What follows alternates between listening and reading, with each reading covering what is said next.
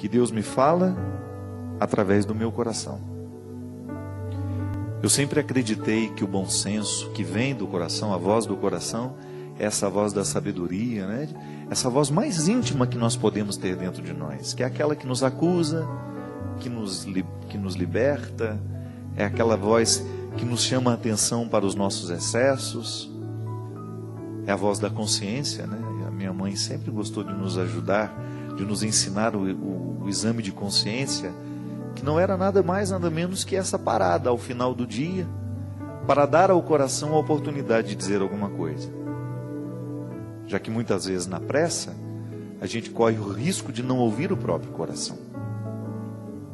E nessa música a gente quis falar de maneira muito simples, que o coração é o lugar onde Deus fala, por onde Deus fala.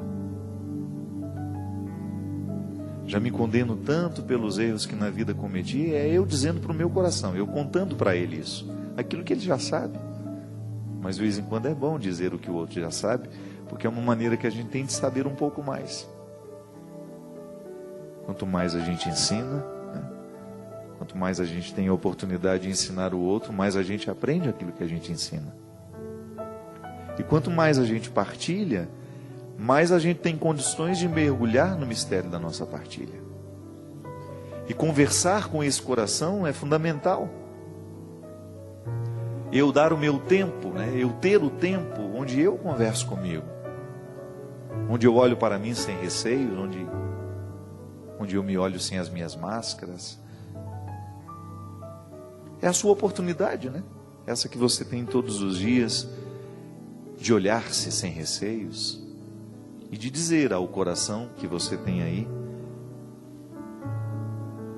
recordá-lo que ele é a voz divina e que, portanto, ele precisa estar em perfeita harmonia com a voz de Deus. Não me condenes tanto, né? Eu sou humano. Sabe por quê, minha gente? Porque não é raro, às vezes, na vida, a gente se autocondenar. E isso é uma atitude que não cabe para alguém que vive um processo em Deus. Eu gosto de dizer sempre isso. Na vida de alguém que está fazendo uma experiência verdadeira de Deus, não cabe culpa, só cabe arrependimento. E sempre fiz do meu ministério sacerdotal um jeito de distribuir essa notícia, de convencer as pessoas disso, porque eu acredito que isso é fundamental na nossa experiência de fé. Jesus nos ensina a misericórdia.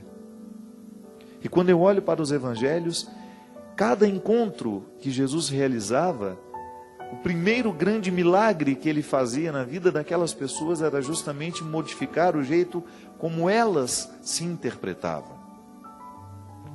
Geralmente eram pessoas que estavam mergulhadas num contexto de muita miséria, de muito pecado, de muita vida que deu errado, né? De muita história que não valeu a pena. Jesus encontrou muita gente assim no fundo do poço, como eu já me encontrei algumas vezes, como você certamente já se encontrou, e porventura, como muita gente se encontra hoje, que está assistindo esse programa, que se sente miserável demais, porque tem muitos fracassos para administrar, muitas decepções, muitas traições, muitos sonhos que não foram realizados. Às vezes estão vivendo um momento da vida de perda. Perdeu, morreu alguém que você ama, perdeu um filho, perdeu um pai, perdeu a mãe, um irmão, um amigo. É nesse momento que Deus vem para exercer na nossa vida um papel fundamental, que é nos dar uma nova oportunidade de recomeçar a partir desta voz interior que nós chamamos de coração. É por isso que o primeiro gesto, o primeiro grande milagre que Jesus realizava na vida das pessoas era modificar o que dizia aquele coração. Na minha conversão é assim, eu modifico o que eu escuto desse coração, porque eu o liberto dos excessos e aí Deus começa a ter um canal direto comigo. Ele começa a ter acesso mais fácil a mim, porque o meu coração é essa ponte por onde ele passa e chega, ou não. Tudo vai depender do que eu faço com esse coração. Existem muitas pessoas que não conseguem se recuperar dos seus traumas, das suas dificuldades, porque não retiram os obstáculos do coração. Porque a pior condenação que nós podemos receber na vida não é a que vem de fora, é a que nós nos colocamos. Já encontrei muita gente pela vida assim. Parou de dar certo, perdeu o rumo da vida, porque vive um processo de autopunição constante. É engraçado, sabe, gente? Porque essa verdade que é de fé está sendo cada vez mais atestada pela psicologia. A psicologia nos ensina que a culpa, ela é altamente nociva na vida humana. E há que se diferenciar a culpa do arrependimento. O arrependimento é você saber que errou, é você saber que está numa conduta errada e fazer um movimento para modificar isso. Então, magoei o Christian, fui deselegante com ele, o humilhei, o enganei, o roubei. São tantas coisas que a gente faz. Mas eu estou arrependido. O que eu faço? Vou na direção do Christian e, movido por esse arrependimento, vou fazer o que for possível para restaurar o que eu havia destruído. A culpa não. A culpa, muitas vezes, ela não nos leva a lugar nenhum. Ela não nos permite a ação que vai corrigir o erro cometido. E aí eu pergunto para você: para que serve o erro cometido? Eu me recordo que quando eu estudava filosofia, dentro das aulas de pedagogia, lá com a Eunice, lá em Brusque, uma professora, uma pedagoga que deu aula para mim durante os 3 anos que eu fiz a faculdade de filosofia, porque o meu curso era de licenciatura, então a gente tinha todo um preparo, né, para dar aula, as disciplinas educacionais. E a Eunice, essa professora, aliás, muito dedicada, sou muito grato a tudo que eu aprendi com ela, lá em Brusque, Santa Catarina. Dentro do curso dela, eu tive a oportunidade de conhecer um escritor baiano, um educador baiano chamado Lucchesi. O sobrenome dele é Lucchesi. O primeiro nome não me lembro mais. E eu me lembro que eu fiquei encantado com esse escritor, com esse autor, com Lucchesi, por causa da maneira como ele trabalhava a questão da avaliação, que é essa prova, bendita prova que nós temos que fazer na escola. E quando ele fazia a releitura dele de como deve ser o processo de reavaliação, ele dizia que na escola tradicional, né, essa que nos formou, que formou de 30 anos para cá, depois, é claro, já de 10 anos para cá, essa educação passou por uma reforma, muita coisa nova aconteceu, mas antes, a gente tinha uma avaliação, infelizmente em muitos lugares ainda tem assim, você descobre que você não sabia, por causa da nota ruim que você recebeu. Mas você não tem uma oportunidade de corrigir aquele erro cometido na prova. Não era assim? Não é? Não sempre foi assim? Você descobre que você não sabe aquilo, o ano acabou, você recebeu o resultado das provas finais, e você não tem a oportunidade de voltar em sala de aula para poder aprender o que você não sabia. Então Lucchesi dizia que esse modelo de avaliação, ele reifica, isso é, ele faz ficar no mesmo lugar, ele torna pedra, ele não permite o movimento, ele não permite o avanço.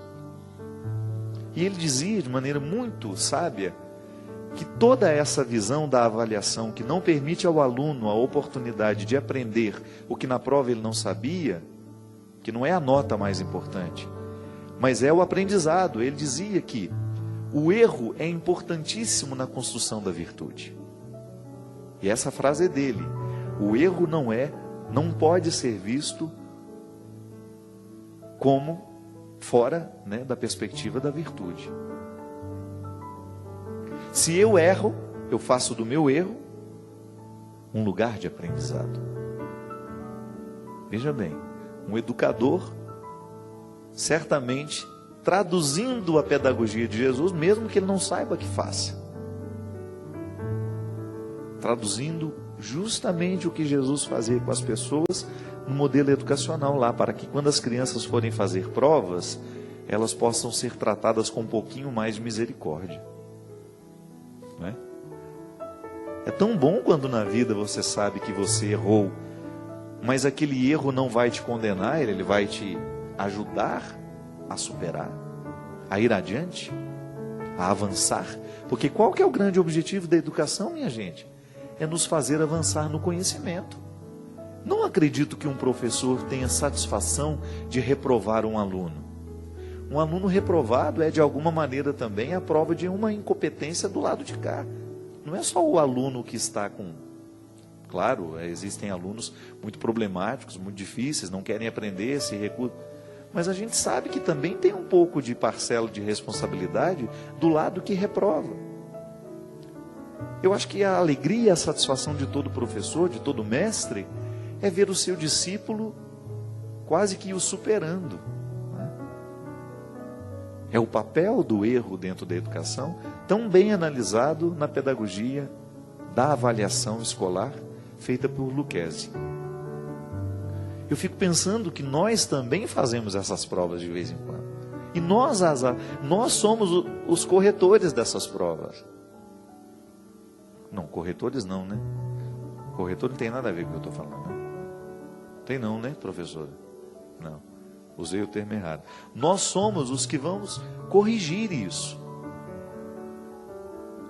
Eu tenho a responsabilidade de pegar tudo aquilo que eu estou vivendo e fazer uma análise do que está certo e o que está errado, assim como o professor pegava a nossa prova e corrigia.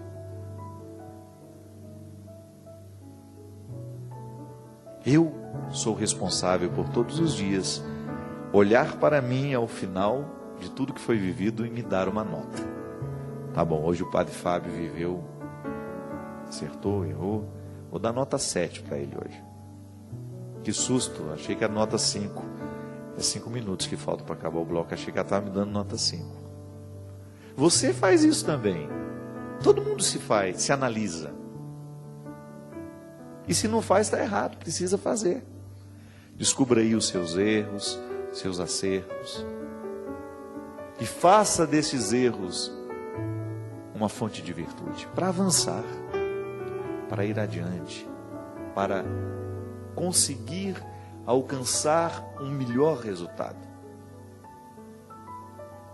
Sabe, minha gente, nós não sabemos quanto tempo a gente ainda tem para alcançar um resultado melhor. Por isso nós não podemos ficar adormecidos, nós não podemos ficar preguiçosos para correr atrás desse resultado que tanto nos interessa. Por que esse resultado tanto nos interessa? Porque é a partir dele que nós poderemos dizer que estamos satisfeitos ou não com a vida que a gente está vivendo. A avaliação, assim como na escola, a avaliação é uma oportunidade que o aluno e o mestre têm de saberem o que no processo está errado, o que não ficou bem apreendido, o que precisa ser retomado. Na nossa vida, esta mesma avaliação, ela nos dá a oportunidade de avançar, de ir além, de recomeçar, de estabelecer uma ponte com essa virtude que nos espera. E o coração é essa voz interior que nos ajuda a fazer esse processo. É por isso que Jesus convertia o coração das pessoas. E é por isso que ele continua convertendo o coração das pessoas, porque ele modifica a voz interior. Ele retira aquela inimizade que pode existir entre o coração da gente e a gente. Eu não posso ter um coração inimigo. Eu tenho que ter um coração amigo, que zele essa voz interior, que eu permita que essa voz interior zele pela minha felicidade, que eu tenha a oportunidade de ouvir diariamente essa avaliação da vida que eu estou vivendo, do que eu preciso melhorar, porque isso é conversão. E eu não posso permitir que o meu coração seja um instrumento de condenação.